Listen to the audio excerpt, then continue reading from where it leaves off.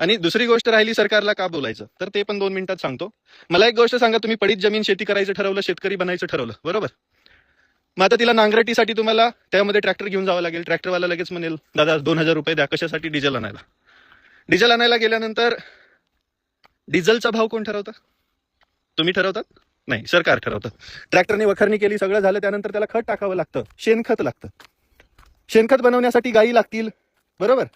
त्या गायींना सांभाळण्यासाठी तुम्ही कष्ट घेणार, त्या दुधाचा भाव कोण ठरवतं? सरकार ठरवतं. ते शेणखत टाकलं, तुम्ही पेरणीची वेळ आली, खतं बी बियाणं औषधं सगळं लागणार आहे. ते घ्यायला गेल्यानंतर त्याचा भाव कोण ठरवतं?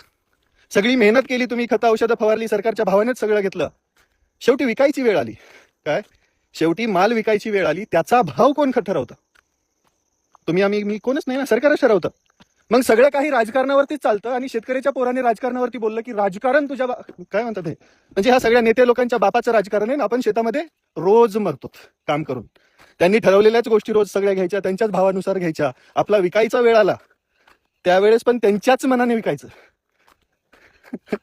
आणि तुम्ही म्हणता कशाला बोलतो? बरोबर ना? तुमची प्रत्येक गोष्ट सरकार ठरवते. अरे तुमच्या अंगाला लावायच्या साबणेपासून, डोक्याच्या तेलापासून, ते सगळ्या गोष्टी सरकार ठरवत आहे. तुमचं काहीच नाहीये, तुमचं काहीच नाहीये. आणि तुम्ही म्हणता राजकारण करायचं. अरे नाही करायचं राजकारण. राजकारण करायचं असतं तर कोणता तरी पक्ष घेतला असता हातात. कधी कोणता झेंडा दिसला तुम्हाला? हा कोणाकडे असेल फोटो त्यांनी पोस्ट करावा. कधी कोणत्या नेत्याला भेटलो? कधीच नाही.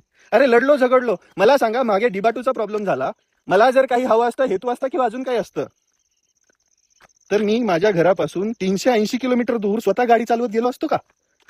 हा, स्वतःचं पेट्रोल जाळत? हा, अरे प्रत्येक गोष्टीमध्ये राजकारण येतं, पण आपण बोलल्यानंतरच आपल्या डोळ्यामध्ये खुपतं.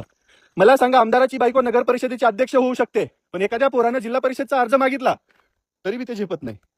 का? तो शेतकऱ्याचा आहे म्हणून? यस दादा, बोलायला नाही पाहिजे, सरकारच्या कानाखाली आणली पाहिजे. कारण सरकार आपल्यामुळे, आपण सरकारमुळे नाही येत.